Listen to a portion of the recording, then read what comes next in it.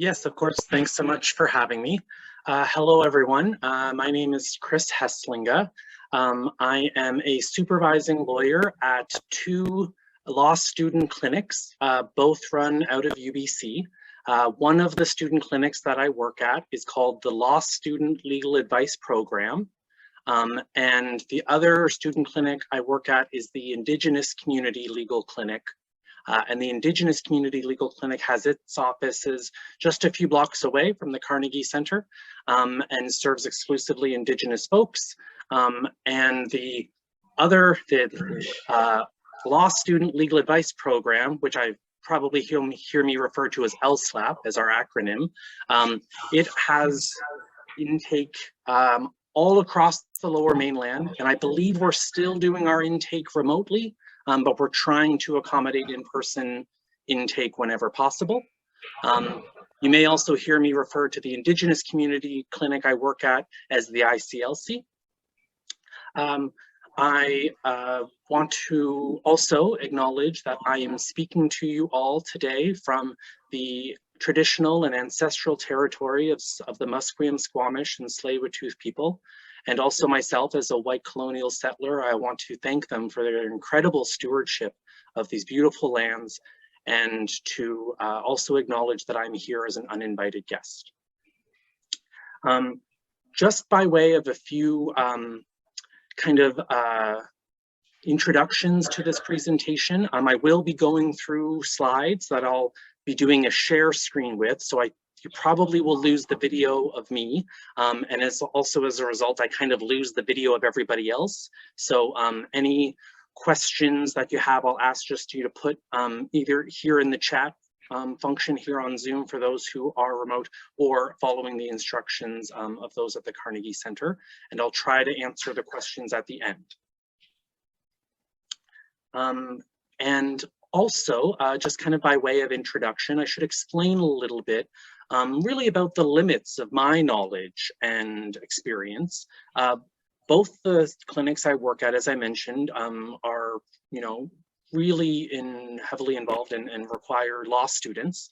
And so, as I work exclusively with students, we're not able to take on all kinds of files. And so my experience and the work I do in this presentation is really focused on creating wills and how to plan and instruct someone to craft a will. And I do touch on some other advanced planning options as well, including power of attorney, representation agreements, and advanced directives.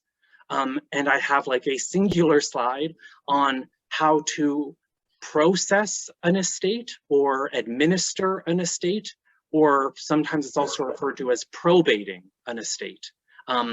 But most of the clinics I work at do not handle that level of legal work. We only pretty much exclusively help people draft wills.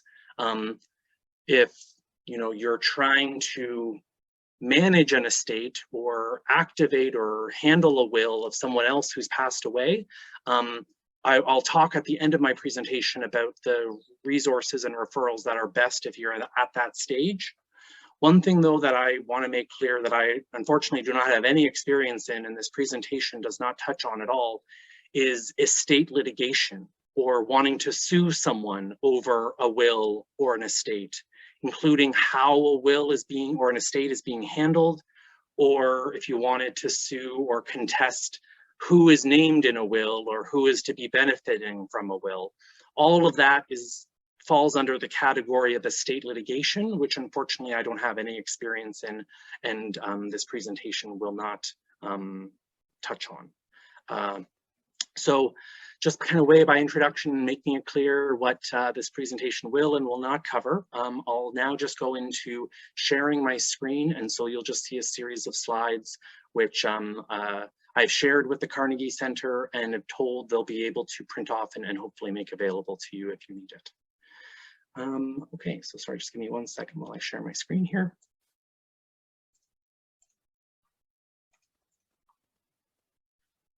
Okay, so hopefully that's working and you can see the first slide, which is just wills and estates general information.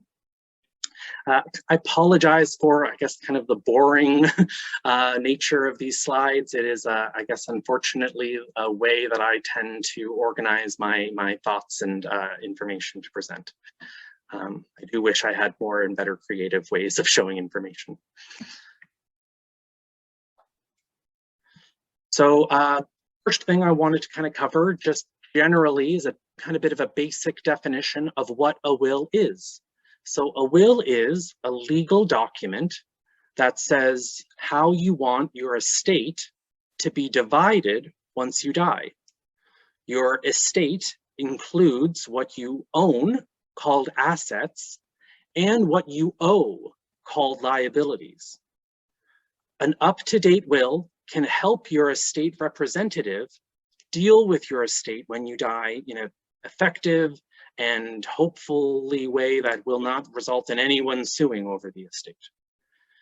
Provinces and territories set laws for estates, and so there might be minor differences between each province and territory. My experience in this presentation will all focus on the laws in British Columbia, as that's unfortunately my only area of practice. So one thing to kind of talk about before we even talk about wills and estates is what does not become part of someone's estate, or what sometimes it's described as bypassing a will. And those assets, things that people own, that do not form part of the estate and bypass the will, include proceeds from a life insurance policy that the will maker has, our RSPs, which stands for Registered Retirement Savings Plans. So those would be kind of private, held with private banks. I should have clarified private pensions, so not talking about government provided pensions, the pensions provided by someone's like private workplace. And lastly, assets that are owned jointly and registered with another person who is also who is alive. So the very typical example of that would be most people who own their house will have their house registered in, and by registered I mean recorded at the land title office here in BC. That's what it's referred to as. And commonly spouses will have both of their names registered with the land title office, and that means they hold it jointly. It is possible to have two people's names on, say, a property at the land title office, and it might be described not as owning it jointly, it might be described as owning it in common, and that's have to fall down a big legal rabbit hole to fully explain that. But really what you're looking for to determine if your name is registered at the land title office jointly is it will literally say, first person's name and then owned jointly, but with second person's name. So that's kind of the word you're wanting to look for at the land title office is owned jointly. When one of those two people passes away, the other person who is still alive automatically becomes the only owner of that property. So it's not really changing the ownership because the person who is registered at the land title office also owns the property, but no paperwork or anything has to be done to remove the deceased person's name from title. It's what's referred to as the right of survivorship. It automatically goes to the surviving person registered on title. So the way these are essentially dealt with, being life insurance proceeds, registered retirement savings plans, and pension benefits, it essentially is a private contract between your life insurance provider, the bank that has the RSP, or the provider of the pension, and the will maker, and the asset holder. And so in order to determine who is to get the benefits of a life insurance proceed or RSP or pension, you have to look at those specific contracts. So when you apply for life insurance and get life insurance, part of that application and contract process is you are supposed to write who you want to be the beneficiary of that life insurance. Same with your RSPs or pensions. I guess it could be the case that when getting your life insurance or RSP or pension, you didn't include anyone as the beneficiary. And so, you know, if you're trying to manage your estate and figure out what's going to happen, you know, go to your life insurance provider, RSP provider, or pension provider, ask them for a copy of your contract with them and look there for who is the named beneficiary, person who's to get the benefit from that. And you can, in order to change it or to add somebody, it'll all come down to whatever rules that your contract with that provider says. So including on this next slide, what I consider to be some of the most important elements to include in a will. This is not meant to suggest that if you only have these things, you've got a good enough will. I guess my biggest piece of advice is that wills are incredibly complicated documents. I try to refrain from ever using the term simple will because I think it doesn't really make any sense, because any will is complicated. I don't think there is such a thing as a simple will. Instead, I usually refer to like a will with the simplest instructions possible, or the simplest form a will can take. And that's because they are incredibly complicated documents. Even for people who don't have a lot of assets, the requirements for the will are the same, whether your assets are $5,000 or $5 million. If your will doesn't have all the necessary things, then it won't be accepted by the court as a will, and the people left in your life who are trying to deal with your assets and debts have to follow the process they'd have to follow as if you didn't draft a will at all. Now, and there are specific rules as to what happens when someone passes away without a will. It's referred to legally as intestacy, and there are very specific rules when someone passes away without a will as to who is supposed to get the assets from the estate. I didn't include that as part of this presentation because this presentation is really meant to help people draft a will. Some of the organizations I'll refer to at the end will easily be able to give you advice about what happens if you just choose not to have a will. What will happen to your estate? And how will the people left in your life process that estate? So some of the most important elements to include in a will, I believe, are perhaps obviously the will maker's full legal name, as well as any aliases that they go by. So for myself, my full legal name is Christopher Heslinga.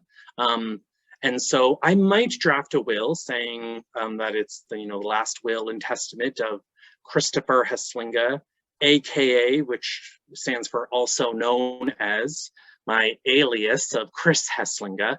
That probably wouldn't be necessary with such an obvious shortened form of my name, but many people, of course, kind of go by a completely different name. And you'd also want to include perhaps any names that have been, for example, stolen as part of the 60s scoop or residential school process that generations of Indigenous folks in this country were forced to endure.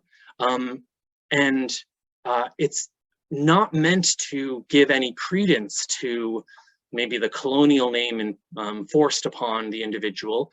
It's just really meant to allow the people who are going to try to handle your estate to easily show to everybody who owns your assets or who is holding your assets, such as the bank or the land title office or anywhere else where you may have your assets. It just makes it very clear that this is your will for in all the different names you go by. And so, if it's a name that for certain isn't, anywhere on any asset that you own, then you wouldn't have to include it. But I would caution you just to include it just in case. You might also need to include, or it might also be a good idea to include a dead name of any one who maybe has transitioned and is no longer and goes by a new name or goes by their proper name. Their former name that they don't use anymore might still be the name that their bank account is under, or maybe tax forms are under. And so you might want to include the dead name. But again, if you're confident that that name is not used by anybody or any entity that holds your assets, then you wouldn't have to worry about that. A common one would be maiden name. So anyone who's gotten married and changed their name as a result of marriage, you'd want to include the name you had prior to you changing your name for marriage, due to marriage. Next important thing to include in your will would be naming somebody who you want to handle or manage your estate. The term that some people use for that is the executor of the estate. The law also creates a different term when it's a female for some unknown reason I cannot explain, and that term is executrix. I think that's a meaningless distinction, that there does not need to be a different term for a different gender, in my opinion. So you'll just hear me refer to executor, or trustee is another term that is sometimes used, because it kind of almost more accurately describes the role of the person who handles or manages your estate. They're often seen as a trustee, and they're entrusted to deal with your estate in the way your will says you want it dealt with. Similar to the will maker's name, you also want to include their full legal name and any aliases. And then it's also a good idea to include the executor or trustee's address and relationship to the will maker, really just for identifying purposes. Sometimes there could be two Jane Does in the person's life, and so you'd include that just to make it clear you're referring to the Jane Doe who lived at 123 Main Street and was the sister of the will maker. So just out of an abundance of caution, good to include that stuff. Also a good idea, but certainly not necessary, to include an alternate executor or trustee or someone to manage the estate, just in case the person who you named initially predeceases you or is not able to do it for maybe any number of reasons. Maybe they've lost their capacity, maybe they've moved away and are now in a different country and it just wouldn't make any sense for them to try to manage the estate. And of course, you know, the main purpose of a will is to include what the will maker wants done with their assets. Who do they want to receive what? And lastly, and I'll expand on this a bit more, provisions for or leaving something for the will maker's spouse or children.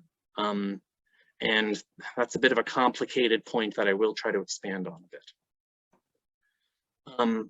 Just briefly going over some of the other basic requirements, again, not to suggest this is all you need in a will, but these are some of the most important things to include in a will. And that includes that the will must be signed by the will maker and witnessed by at least 2 people. And those witnesses must sign the will saying they witnessed it. Now, when choosing witnesses, it's important to think about who is receiving benefits from the will and who is receiving indirect benefits from the will, because they are not supposed to be witnesses.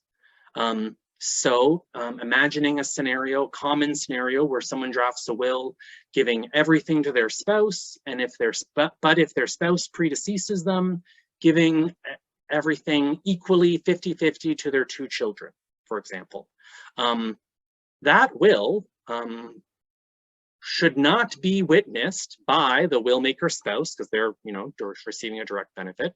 Also should not be witnessed by the will maker's children, because they're also potentially getting a benefit if the spouse predeceases the will maker.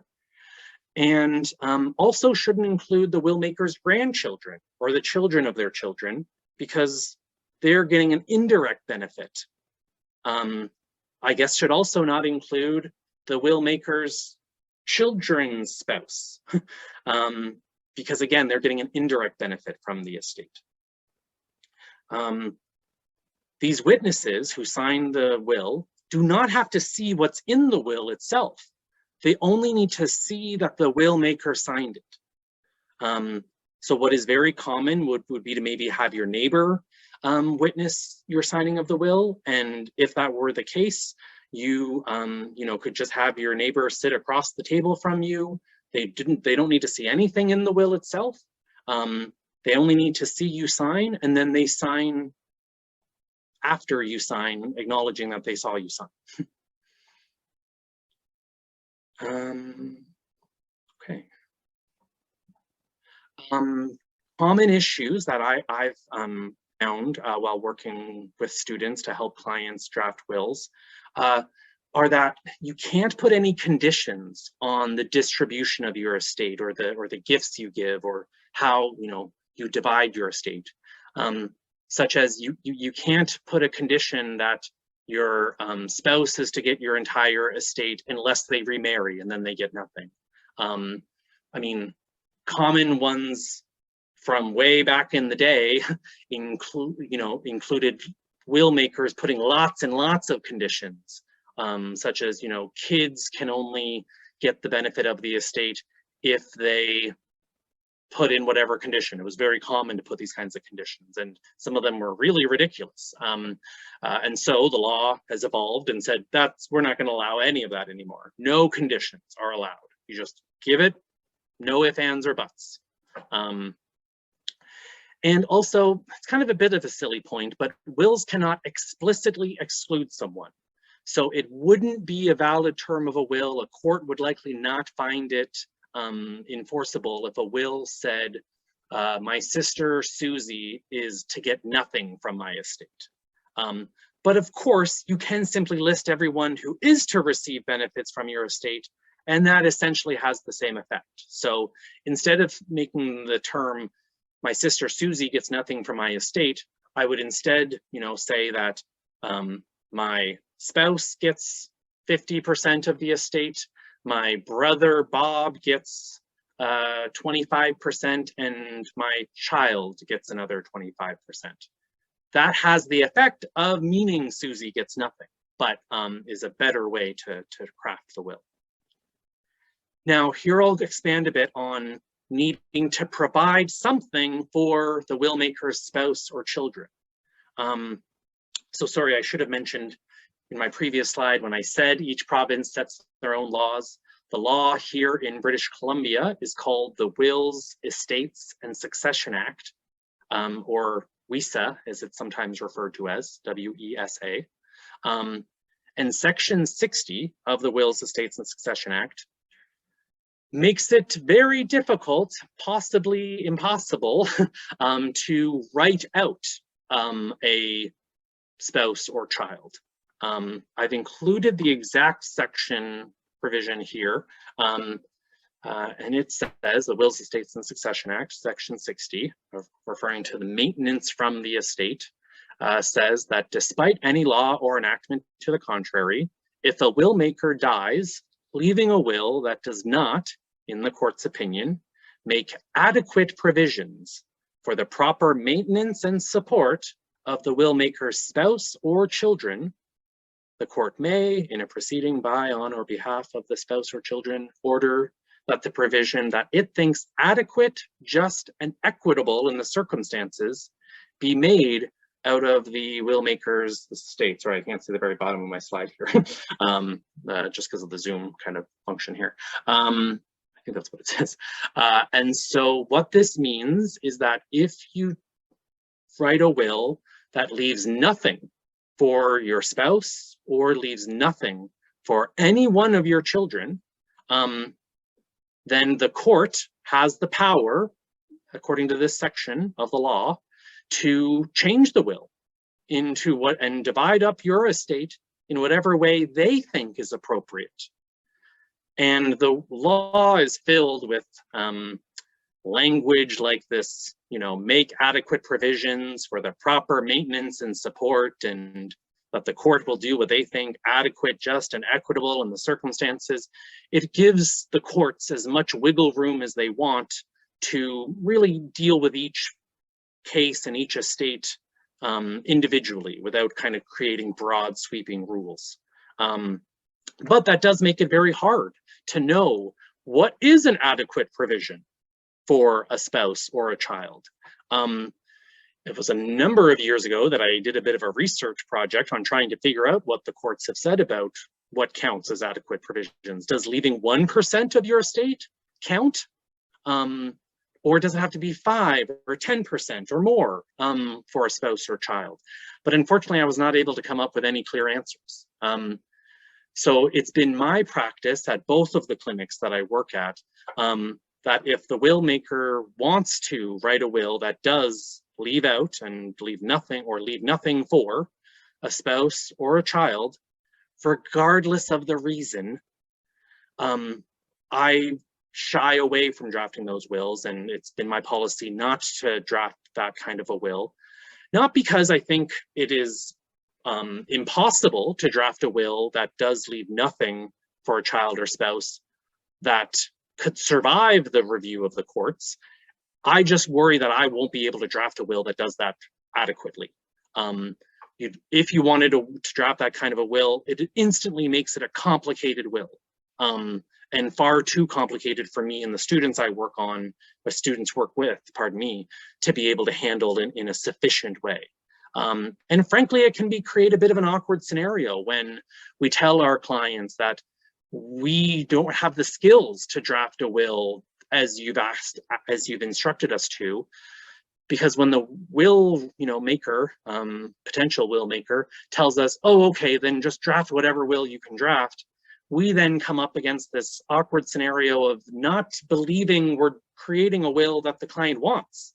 And that is much more overriding obligation on our part, is we can't make a will that's just the will we can make, and that it's not really what the will maker wanted, it's just what we could do.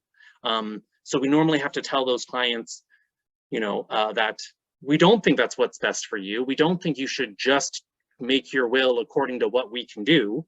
If those are your wishes, then that's fair. And we'll just give you resources and referrals to other organizations that might be able to draft that kind of a will for you.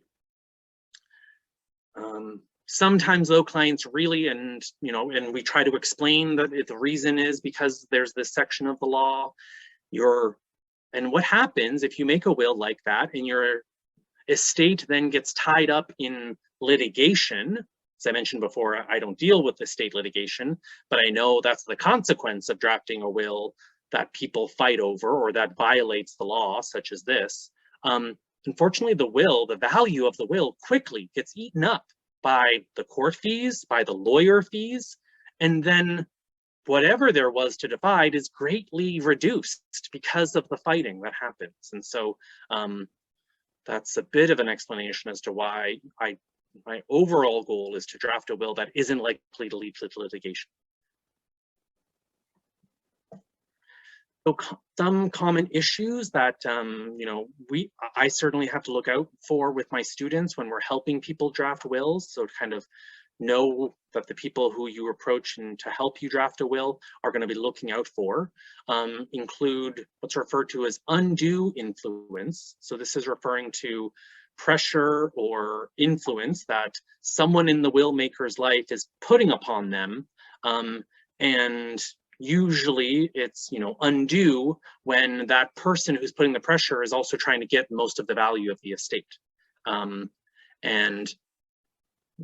We as legal, me and my students as legal service providers, we really look out for this when the will maker is financially or physically dependent on one of the beneficiaries, and really when that beneficiary is getting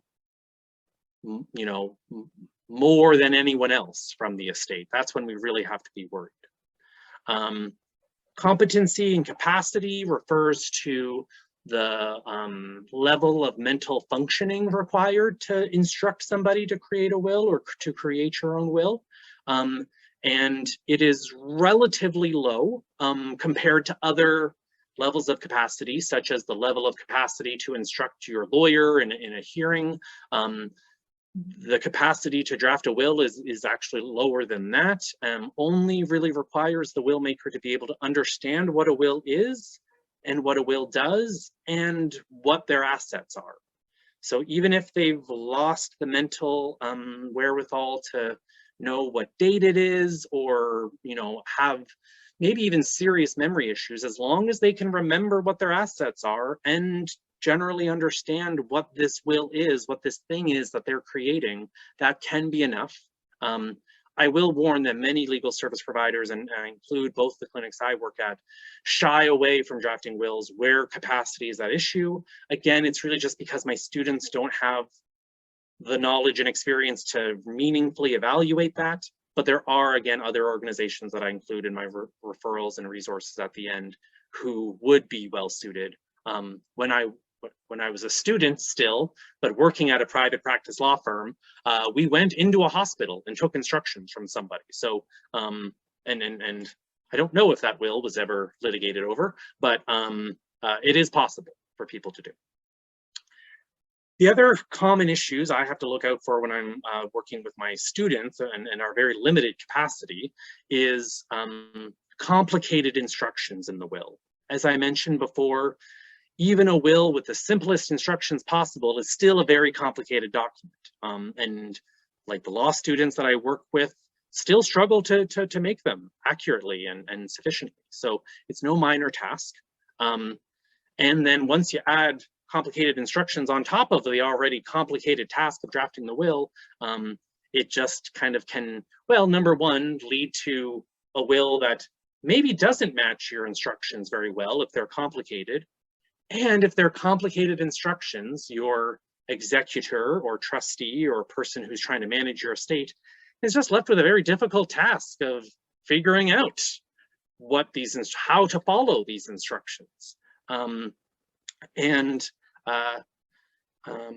Such as trying to give specific items to specific people. This is a very common thing we hear from people who are asking us to help them draft wills.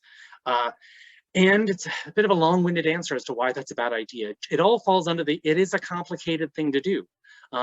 Something as simple as wanting to leave your gold necklace to your grandchild, your granddaughter, for example, and the piece of artwork you have in your bedroom to your grandson is actually very complicated because you have to very exhaustively describe that gold necklace or that painting.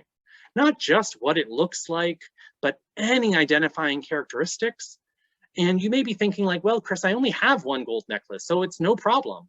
But that's what you have right now. Between drafting the will and passing away, you may be gifted another gold necklace from somebody, or maybe you inherit your aunt's jewelry and there's gold necklaces in there. Then the person left managing your estate, your executor, is left with these gold necklaces and they don't know which one you wanted to go to your granddaughter. And maybe one's way more valuable than the other. And of course, the granddaughter may want the more valuable one, but everyone else who wants to benefit or is going to get a benefit of the estate wants the granddaughter to get the less valuable one. And then that could lead to litigation. And that's, again, what I think should be avoided in all, at all costs. And so it's my opinion that leaving percentages to everybody is the best way to make your estate easy to manage and not likely to lead to litigation. And so by percentage distribution, all I mean is, 50% to your spouse, for example, and 25% to each of your 2 remaining children. For example, just as a random example. The more common one, frankly, is 100% to my spouse if they're still alive when I pass away, and if they're not, then equally distribute amongst my children that are alive at my death. But even that can be difficult and complicated because what me and the students often have to try to work through is thinking through every possible hypothetical what-if scenario and determining if the will covers that scenario. So in the example I gave, where it's 100% to my spouse if they're still alive, if they're not alive, equal distribution. To say I only have 2 kids, equal distribution, so 50%, 50% to my kids. But what if one of your children has also predeceased you? Then the question becomes, well, do they have grandkids? And does the will maker want those grandkids included in the will? Maybe not. Maybe if one of the 2 children I have has predeceased me, I just want my one remaining child to get everything. But if I do want to include that next generation, or my kids' kids, my grandkids, then the question becomes, do I want, say for example, my child who's passed away also has 2 kids. So I have 2 grandkids from this child who's passed away. Do I want those 2 grandkids treated and to receive equal portion as my remaining alive child? Or do I want them to share the portion of my estate that their parent, who is now deceased, would have received? Or said another way, do I want grandchild to receive 1/3 of my estate and my child who is still alive to also receive 1/3? Or would I want my child who is still alive to receive 1/2 and my grandchildren, my 2 grandchildren from my other child who's predeceased me, would I want them to share their deceased parents' portion? So 25% each of them and 50% to the child who is still alive. Sorry if you lost me in that explanation. That was the best I could do at simplifying how complicated it can be to think about all the what if scenarios in even the most simple instruction will. So hopefully that gives you a bit of an insight as to how complicated it can be if you also want to try to include custody or guardianship terms if you're separating or separated from your spouse or parent of those children. I mean, that's very complicated because even the legal definition of custody is something that is not simple to define. Lastly, trying to distribute complex assets, such as shares in a corporation or a family trust or a business trust. And a trust is just a legal thing that is created that separates the beneficial and legal ownership. Trust law is a very complicated area of law that I actually don't know very much about, so I don't know if I could say much more about trusts other than they're complicated. And if you have shares in a trust, or if you're a beneficiary of a trust, your will is essentially going to be complicated to draft. So probably best to try to go to a maybe more sophisticated legal service provider. Such as a fully fledged lawyer. But I don't also want to suggest that you need a lawyer to draft a will. It would be my advice to use a lawyer, but it's absolutely not necessary. And one of the referrals I includes the Society of Notary Republics, and they have some powers similar to lawyers. And I think many of them, I'd also include paralegals generally as being able to help you draft a will. I would shy away from those mail will kits. I mean, you could probably use them and they would probably be fine, but when you're doing something as serious as trying to plan for your estate, I would encourage you to have a greater level of security than probably maybe going to work. And if you go with a lawyer, I'd say that changes to almost definitely going to work. And if the lawyer fucks up, you can then sue the lawyer. So yeah, I don't mean to say that it is only lawyers that can help, but it would still be my recommendation because there's just a lot to think about. So just used a bit of an example here for, again, what I call simple will instructions. And yeah, the simplest instructions I believe you could put in a will, which are least likely to lead to confusion for the trustee or executor or person trying to manage your estate, or litigation, people fighting over how you drafted your will and how your estate is being distributed, would be naming someone, a close friend or family member who lives in DC, just because that makes everything a bit easier for them to handle, but definitely not necessary. Named as the executor or trustee, and someone, close friend or family member who lives in BC as an alternate. That's the best way to do it. I think a simple will would leave 100% of the residue, and sorry, residue is the term that's used to refer to what is left over after all the debts from your estate are paid off. Your estate will have to pay off all your debts before they give out anything, but not all debts carry through to the will. The estate might not be responsible for all debts. An important one to think about, especially if you're trying to plan for your own estate, would be looking into if you can get any insurance on any debt you owe, such as, for example, credit cards. You can kind of get credit card insurance, and that's that is just if you're ever not able to pay off the credit card, that insurance coverage pays it off for you. Yeah, so that is just something to keep in mind. So after all the debts are paid off and we're left with the residue, or what is left over, simplest way is to give that 100% to someone, right? Maybe your spouse or your friend or your sibling or whomever you want. Or like I said, you know, some percentage distribution to a number of people. Could be 25% to 4 of your friends, or any, you know, breakdown permutation of that results in 100%. So maybe, as I said before, 50% to a spouse, 25% to each of your 2 children.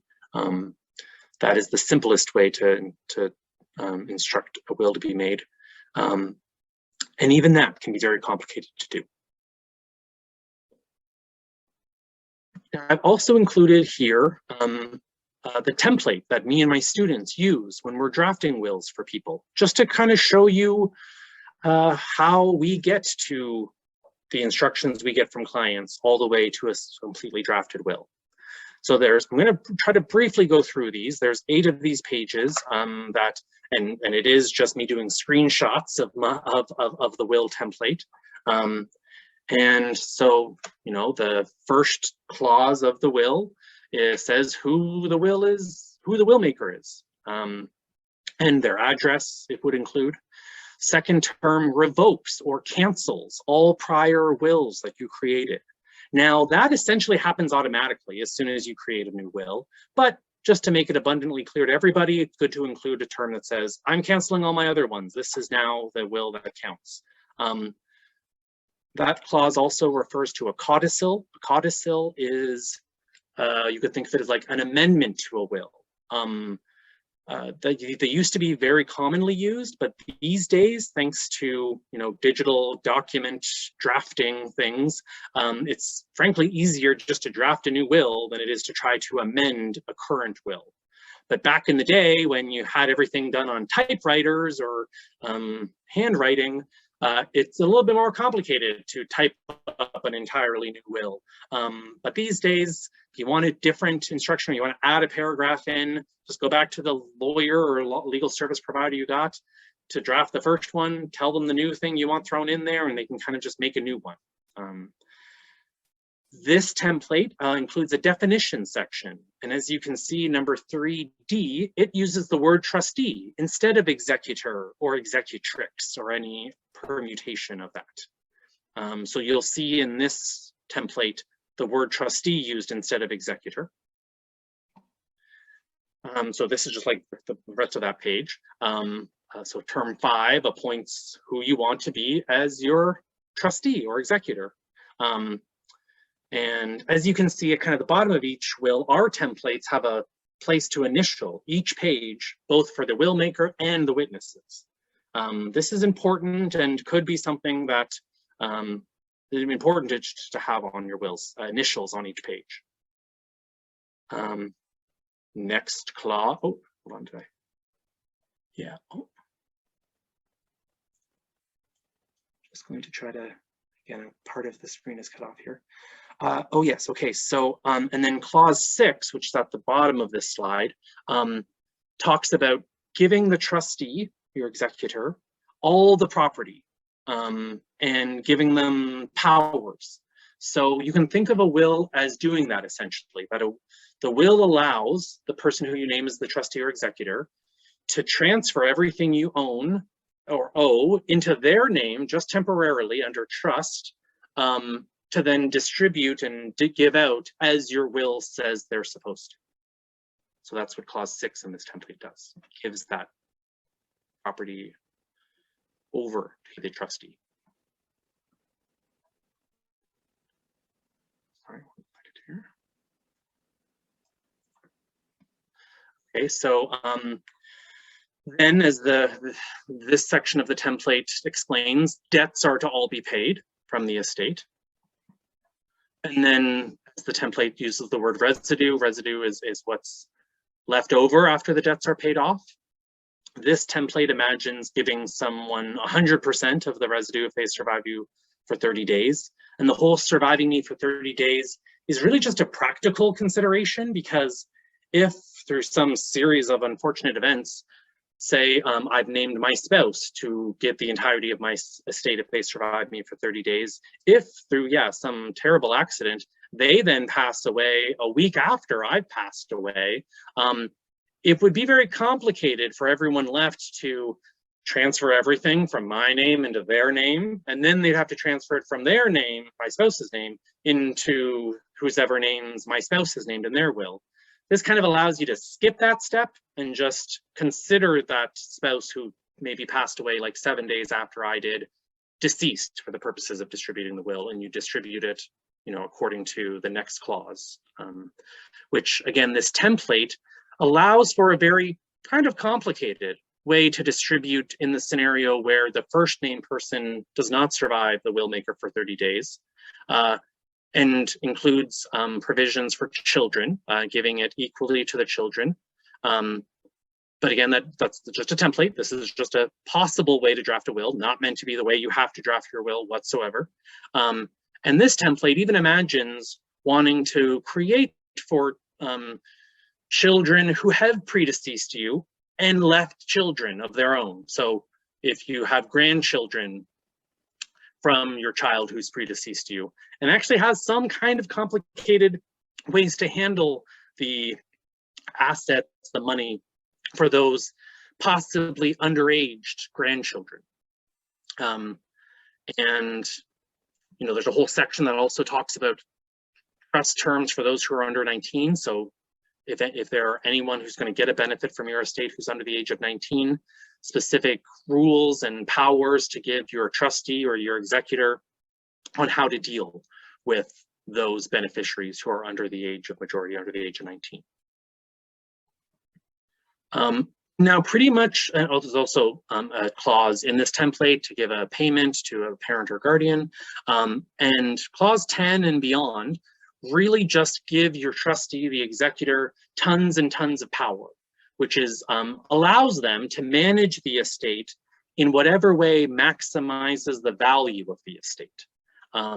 So that allows them to, keep the house until it's the best time to sell the house. Or as these other clauses, which I'll briefly just show, I'll show it only briefly, allocate assets of the estate, deal with income tax elections, deal with businesses, further powers of dealing with businesses. And I often have my students come to me and say, Chris, my client doesn't have any businesses that they need to worry about. And I say, well, right, they don't right now. When they pass away, maybe they will have one. So why not include it just in case? So that's why a lot of these are thrown in there, just in case when you pass away, you have property, you have businesses, whatever it is. And then also important to note here on the very end of these 2 pages, it says that this section is intentionally left blank. That is just to make sure no one can, find your will and try to scribble in additional terms. Because on the last page of your will, sorry, let me get back. Oh, where you want all the signatures to go. Now, on the last page where all the signatures go, it's important to include at least one clause of the will or contract. This template includes 3 different clauses, clauses 16, 17, and 18. Although 18 is kind of the signature clause. So you'd want this will could probably just have 17 and 18 on this last page. 16 talks about remuneration, and which is just a fancy term for whether your trustee or executor gets paid for the work they do. And because it is a lot of work to manage an estate, deal with an estate, probate an estate. And then an important note to make about funeral wishes or wishes regarding celebrations or whatever you want to have happen after you pass away. They're not legally binding. No one can sue your executor for not holding a wake. But obviously, if you name someone whom you trust as your trustee or executor, there's no reason to believe they won't follow these instructions. Generally, when I've ever helped someone on the other side of this, helping someone try to manage an estate, probate an estate, the biggest struggles they have is not knowing what the will maker would have wanted in this bizarre scenario that the executor or trustee finds themselves in.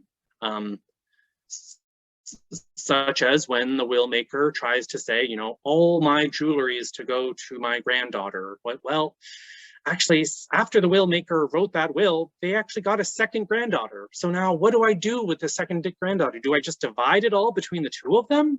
Or do I just believe that they only wanted the granddaughter who was alive when they drafted the will to only get it? I don't know. That's really tough. What do I do, Chris? And there's no easy answers. And sometimes we actually have to go to court and ask the court what they think we should do, which again, just eats up the value of the estate. Okay, I'm just going to check my time here. Okay, we're a little under an hour. I do want to leave lots of times for questions though. So I'm going to just briefly go over these remaining slides. So this slide just talks about other advanced planning options. One that many people think about is a power of attorney document. So a power of attorney document allows the person who's signing the power of attorney to give their power of attorney to another person. And the powers of an attorney, so the powers you're giving up to somebody if you sign a power of attorney document, generally involve your legal and financial affairs. So if I sign a power of attorney document giving my power of attorney to my spouse, that gives my spouse the power to deal with all my legal affairs and my financial affairs. Now there's many different forms of power of attorney documents. An enduring power of attorney document endures or survives the person's incapacity. So if you, and that's actually what most people think a power of attorney document does, that it only comes into play when someone loses their capacity. But that's actually an enduring, springing power of attorney, because it endures beyond you losing your incapacity and springs to life only when you lose your capacity. So I could draft a power of attorney to give my spouse the power to deal with my legal and financial affairs right away and indefinitely and even past me losing capacity, or I could make it limited to only while I have capacity. The moment I lose capacity, they lose the power of attorney. Or I could, the common one is to create it such that it only takes effect once I lose capacity. So that would be springing and enduring. And I can limit the number of powers, or I can make it super broad that the person gets. Representation agreements are similar to a power of attorney, but instead of giving over your power over your legal and financial affairs, you're giving someone the power over your health and personal care decisions, such as whether you're to be moved into a care home, for example, or if they want to move you to another care home. That would be power that if you don't have capacity, representation agreements only become active when you lose capacity, which again is has a legal definition and generally requires a doctor to say that you don't have capacity to manage your personal or healthcare decisions. The difference, and I say a Section 7 representation agreement or a Section 9 representation agreements are the different kinds of representation agreements you can have. And that just refers to, the sections of the Representation Agreement Act, where this all comes from. Section 7 representation agreements give less power, but they require a lower level of capacity. So if you are maybe starting to suffer from symptoms of dementia, for example, you may not have full capacity, but you might still have enough capacity to draft a Section 7 representation agreement. Section 9 representation agreements give more powers to people, but require a higher level of capacity. And under both advanced directives and representation agreements, I say refer to NITIS. I did modify this whole presentation from training I give law school students. So sometimes it kind of refers to things I would normally just tell a law school student. NITIS is a organization or an entity that also deals with representation agreements and advanced directives. They're all online. They give lots of direct help to people who will have questions about it. So I think if you just search on the internet for NITIS, NIDUS, it should come up and give you more information and help on representation agreements and advanced directives. Advanced directives are much more limited in that they really only talk about specific medical treatment that you do or more commonly do not want applied to you. Okay. So just talking very briefly about what happens after someone passes away, how to deal with an estate, which frankly could be its very own presentation, and maybe I'll work with the Carnegie Center to create one of those. But there's two, it can generally be referred to as administering the estate. And when there is a will involved, a valid will recognized by the court, the process is called probate. And sorry, the brackets there is really just more for this formal legal terminology that law school students and lawyers care about, but no one else, frankly, should need to care about. It's legally referred to as the grant of administration with will annexed. And when there is no will, as I mentioned before, that's referred to as intestacy.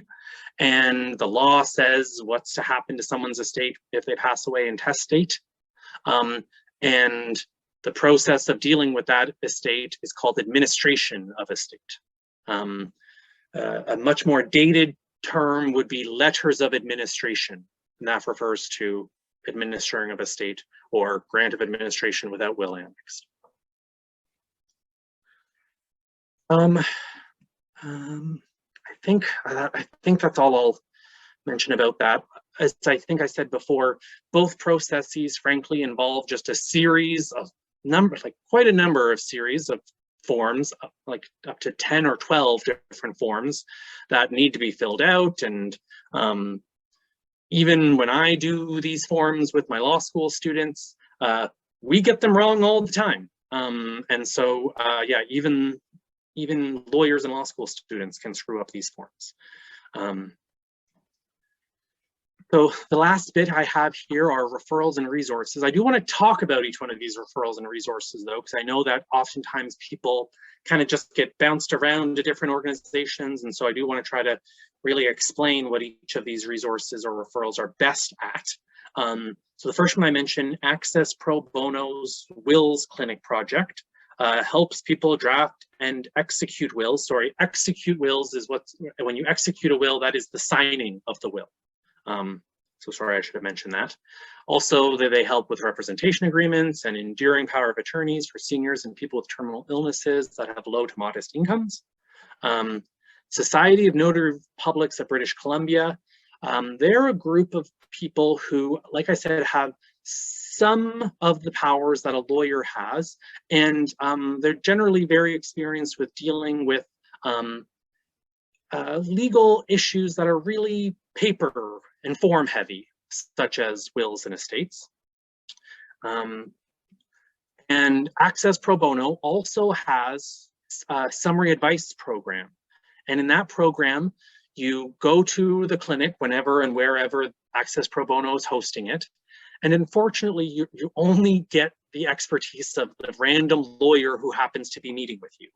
So you might luck out and get a wills and estates lawyer, and they'd be able to give you tons of advice and information, but you might not luck out and get a lawyer who doesn't really practice in that area, but should still be able to give you some general advice, information, and referrals. The much more kind of targeted program that Access Pro Bono has. It's called their lawyer referral service. Now, through that service, which you can contact using the names and website address I have there, you tell them the specific area of law you want advice and help in, such as wills and estates. Now, although, and there I'd want you to think about whether do you need help drafting a will, or do you need help suing over a will or an estate? If it's suing or challenging a will or an estate, ask for an estate litigation lawyer. But if you just need help drafting a will, you just say will drafting lawyer. And I mean, depending on the lawyers who have signed up with that program, they should be able to give you the name and contact information for a lawyer who's signed up with their program, which means that that lawyer has agreed to meet with anyone who contacts them referring to the lawyer referral service for a half an hour for free. And if you want more help from that lawyer, you just arrange your own contract with that lawyer. Sometimes lawyers who you contact through the lawyer referral service are willing to take your case on pro bono, which means they don't charge you at all for any of their services. Another thing that they may talk to you about, and it would be up to you and that lawyer to determine the terms of your relationship, sometimes referred to as low bono, which is not fully free, but is a much lower rate than the lawyer would normally charge. And the really great thing about the lawyer referral service is you can use it over and over and over again. I often tell people that finding a good lawyer is like finding a good counselor. It really requires there to be a good connection or bond between the client and the lawyer. And the first lawyer you meet, you may just not have that connection with, that bond with. There's a lot of trust that goes into a lawyer-client relationship. And if you don't think you can trust the person you're meeting with, say thanks, but no thanks. Call the lawyer referral service, get the name of another lawyer, and meet with them. The other benefit is you might get different advice from a bunch of different lawyers, and that can be really good too. And lastly, one of the organizations I work for, the Law Students Legal Advice Program, or LSLAP, as we sometimes refer to ourselves as, the only way to get an appointment with LSLAP through, which it's important to note, is fully staffed by law students. I supervise their work, but they do all the work. So if you if you won't be satisfied with a law student who is not a full-fledged lawyer and won't be able to do as much as a full-fledged lawyer, this is not the program for you. But if you're willing to, be a bit more patient and understanding, the services we provide are slow and not the highest level, because it is exclusively law school students, all of whom are volunteering their time. And so that also really limits how much we can do for our clients. Being a law school student is an incredibly demanding job in and of itself. And so the students who try to volunteer for programs such as this are really taxed in terms of their time and ability to spend hours and hours poring over a file. Whereas if you're, a client at a normal law firm, every day, all day is only spent serving their clients. Unfortunately, us at the Law Students Legal Advice Program, every student also has to hopefully pass all their courses. And then whenever they get their schoolwork done, turn their mind and try as best as they can to provide free legal assistance to low-income individuals in Greater Vancouver area. Even if we can't help someone, we still try to give as much helpful advice as we can or referrals. I'll also mention that we also help with criminal law. So if you've been charged with a crime, but lower level crimes that are the Canadian term for lower level crimes is summary offenses. We do a lot when it comes to residential tenancy law. We do a lot of files in that. Employment law, not for unionized workers or federally regulated workers. Small claims or contract disputes, welfare law or government benefit law. Human rights is a big area of our practice, as well as immigration and many more. We're not able to help with family law, personal injury law, and that includes any claim where you want to ask somebody to pay you for a physical or emotional damage they've caused you. If you want to sue your landlord, not only because they discriminated against you, but also because they pushed you and made you fall over and break your arm, that claim inherently includes a personal injury aspect, so we wouldn't be able to help, unfortunately. We also don't help with BC Supreme Court matters, and that refers to a certain level of court. There's different levels of court in BC. Provincial court is the lower level court.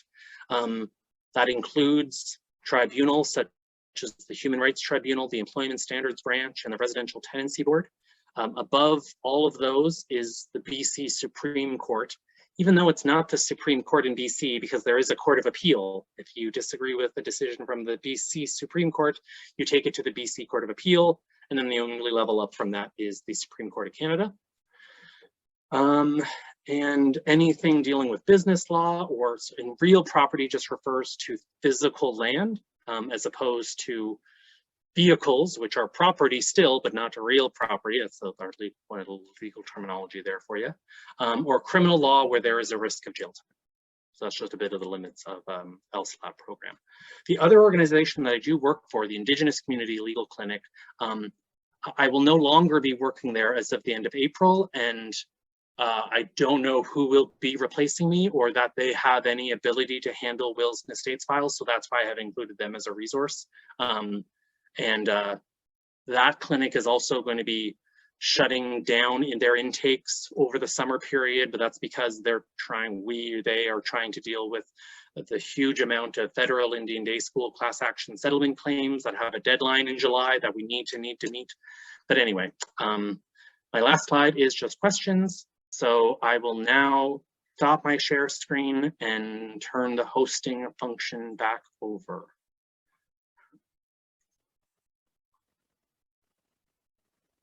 Right. Yeah, and the hosting function back over to just community death care project. Here we go.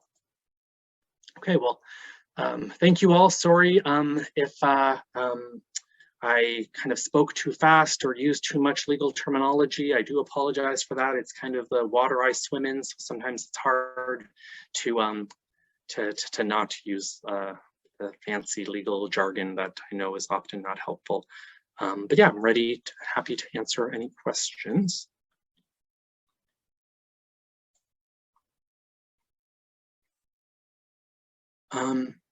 Should I just maybe go from the first question I see in the chat box?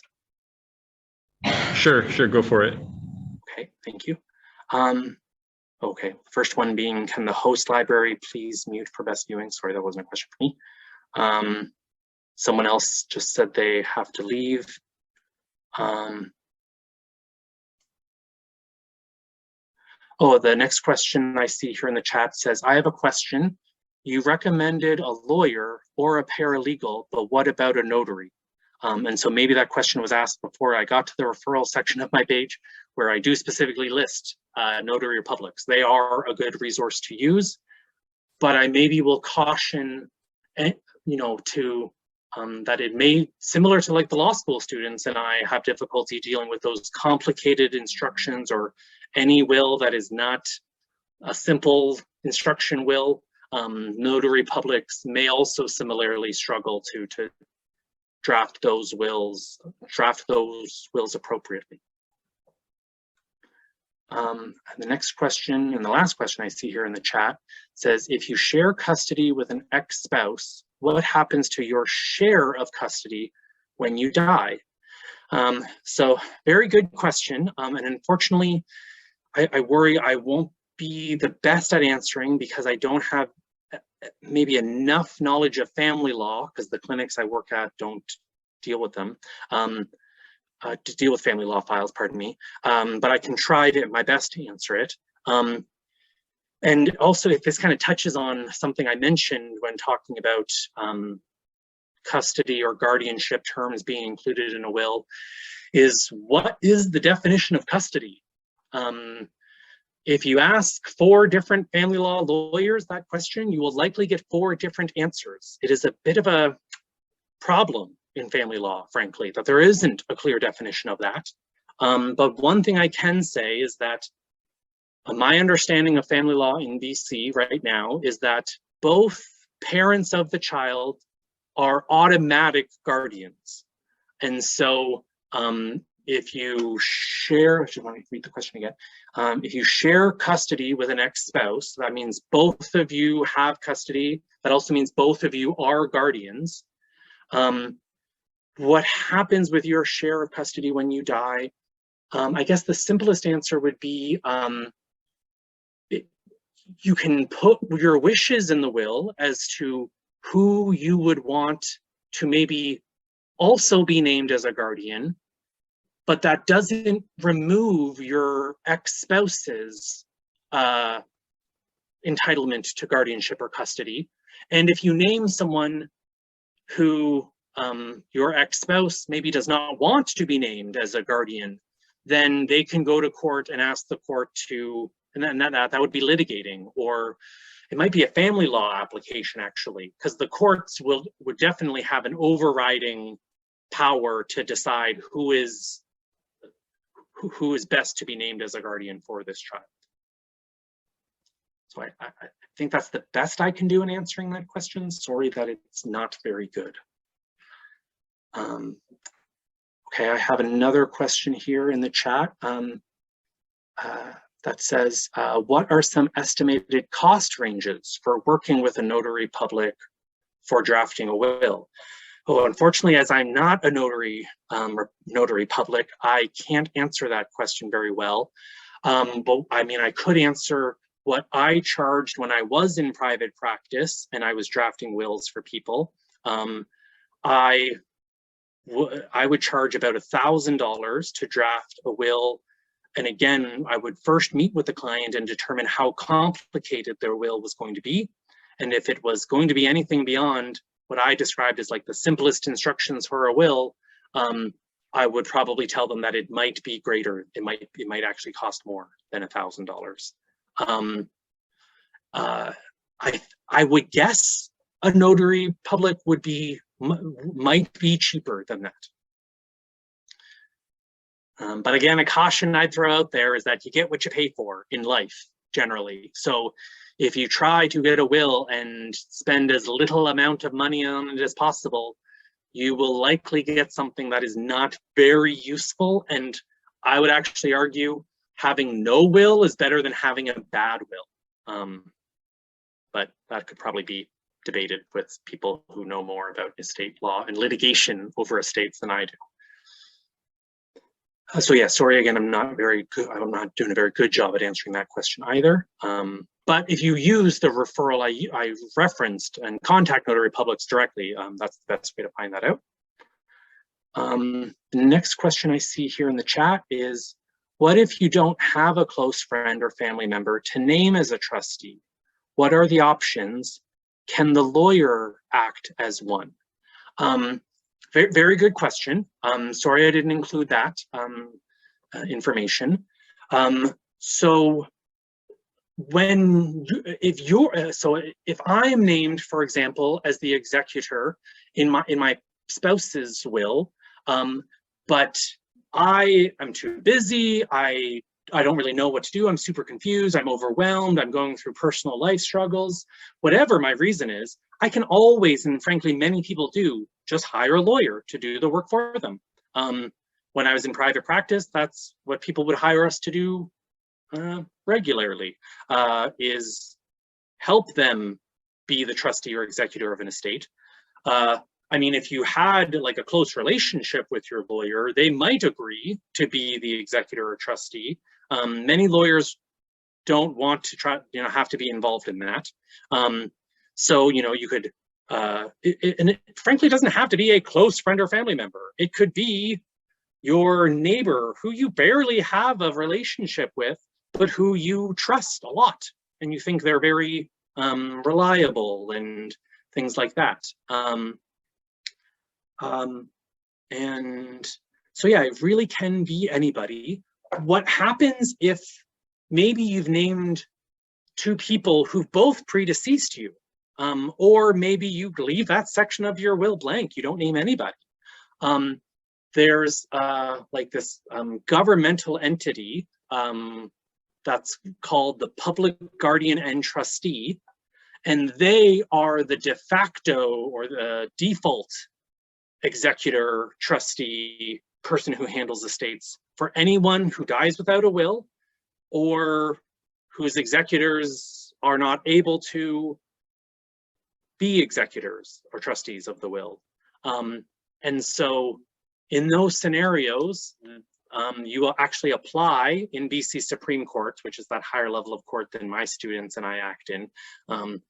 You have to go to the BC Supreme Court and apply to the public guardian and trustee and ask them to name you or name whoever is trying to be named as the executor of the estate. And I mean, they're quick to give out the power. It's not like they want to be handling everybody's estate, but they do have to determine if the person who's applying is well suited. So hopefully that answered the question. Okay, I've got now a question from maybe it looks like the in-person audience. What are the rules around leaving things in your will to people under the age of 19?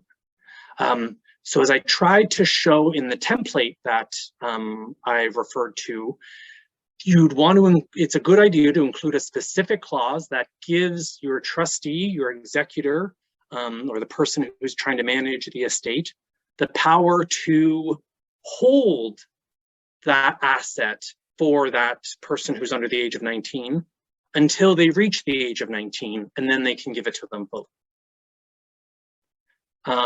If you didn't include that specific power, I'd say that the executor, the trustee, could probably, frankly, just act like they had that power and perhaps could apply to court to be granted that power explicitly.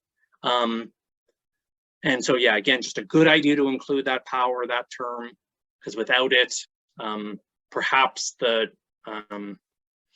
19-year-old or under 19-year-old or their legal representative could apply to the court and ask and say that they want the under 19-year-old to get everything, even though they're not 19 yet. But that would be difficult for them to get from the court, I think. And I think the last question here from the chat that I see says, I believe you recommended earlier not to use a wills kit for drafting wills. Would that be correct? I would recommend that, or recommend against using those wills kits. But I mean, I can't say that I've seen all will kits. So there could be ones out there that are really good, especially if you just have a simple instructions, or if you have simple instructions similar to the kind of simple instruction slide I included. I think it's very likely that you could use a wills kit, a good wills kit, and like I said, I haven't seen them all, to do a good enough will. Sorry, and maybe I'm revealing a little bit about like neuroses that lawyers develop. It's a kind of a lawyer mentality to think of the worst case scenario and plan backwards from there. So my brain always just thinks of the worst case scenario. And so I always just get concerned when people say they want to use a wills kit, that it's not a good one, that it may be used incorrectly, and therefore the only thing that's going to happen when you pass away is everyone's going to be fighting and arguing and suing over this document that maybe isn't good enough. So that would be my recommendation, but I'm not going to sit here and pretend like lawyers are the be all end all and that you have to use them. I know lawyers are incredibly expensive. I can't afford a lawyer. I'm a nonprofit lawyer. I only help people for free. I don't charge anyone for my services. And as a result, I don't earn as much as many other lawyers, and that means I can't afford a lawyer. Lawyers are incredibly expensive, of course, for low-income people, but frankly, even for middle-income and high-income people, lawyers are expensive for everybody. And so except for the Society of Notary Publics, every reference I gave in my referral section are all free. So I'd say use those resources over wills kits if you don't have money to spend on. I see another question from the audience. How can tenants in SROs, which I assume to mean single room occupancy buildings, protect their things from landlords after they die? Ooh, that's a very good question, but one that I unfortunately don't think I have a good answer for. And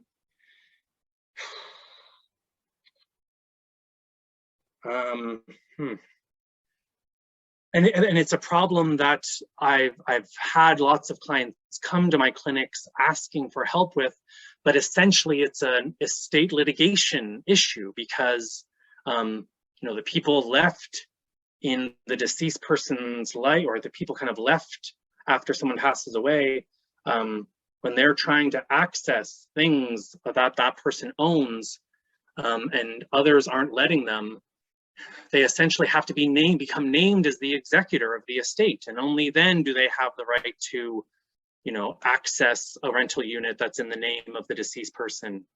And unfortunately, I also will mention how, for, frankly, white, able-bodied people, they often don't have a lot of these problems because we live in this white supremacist culture that allows, those with privilege to walk through life easily. For example, my parents were able to easily access the bank accounts of my grandfather when he passed away. He was in a very small town where my mom was raised her entire life, so she knew all the bank tellers, but I'm not going to pretend like our white race didn't have a factor to play in that, and that racism isn't at play when people have problems getting access to apartments or bank accounts of deceased individuals. I'm sorry to say that I don't have a good answer. It could be, one thing I might recommend is that it kind of is a bit of a residential tenancy law issue too. And so I would say that if you have a friend who's passed away and if they're in an SRO and you want access, you might be able to go to the Residential Tenancy Board, the RTB, and ask them to give you authorization to access the unit to collect the belongings of the deceased individual, especially if you were to say you're going to hold them in trust, right? Don't try to say you're going to, access and take all the money and spend it on yourself. But if you say you just want to access the unit to take possession of all the items, to hold in trust, that might be something that the Residential Tenancy Board could grant you power to. And of course, thinking through this scenario where, I'm going to make some assumptions here, where the landlord accesses the unit, takes all the things, and then tells the friends and family member of that deceased individual, it's my stuff now, or show me the will that says you have the power of the executor, and then I'll give it to you. You'd probably be able to sue that landlord because they are taking things that are definitely not theirs. As I've kind of tried to mention here, it's a lengthy, difficult process to get those items legally transferred to people named in a will, or if there was no will, people that are supposed to get it according to the rules of intestacy or the legal rules that are created for people who pass away without a will. But again, that is an estate litigation question, essentially, which would be a great question to go to a lawyer through the lawyer referral service with. If you ask to speak to a estate litigation lawyer, and if you have a scenario where the landlord of your friend or family member who was in an SRO took all the things from the house or the apartment, then you could sue through the on behalf of the estate of that deceased individual. Okay. I see the comment that we have 5 minutes left, which is good. I think I've answered all the questions from the chat. Please let me know if I missed one somehow, and maybe gives us a little bit of time for any remaining questions.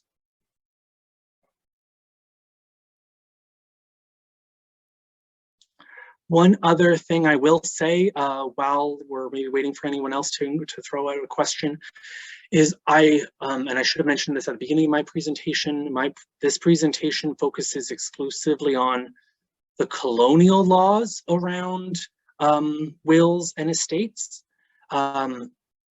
Everything I've discussed is not relevant to those who pass away while living on a reserve. And I have failed to be able to include the rules or laws that may exist in individual nations and communities, which I recognize are equally, maybe I'd even argue more valid form of legal order or law. So I do not want it to seem as if my colonial law presentation is meant to suggest that's the only law that applies. It's not. I recognize the laws of the Indigenous nations on whose land we're residing. But of course, I mean, I frankly wouldn't be able to give a singular presentation because it all comes down to those individual nations, and they all will have their own laws and rules and different levels of formality of their laws and rules, and different forms of their laws and rules. And I recognize that those are of equal importance and value, and arguably more importance and value, especially for the Indigenous nations that they apply to.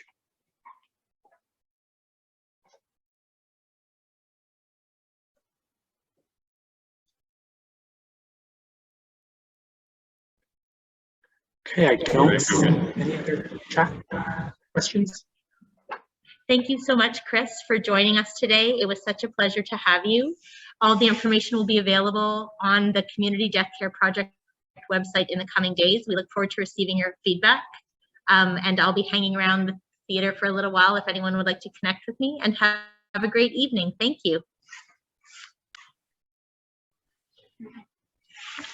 Thank you so much. And I hope everyone has a warm and safe evening and weekend. Thanks so much, everyone.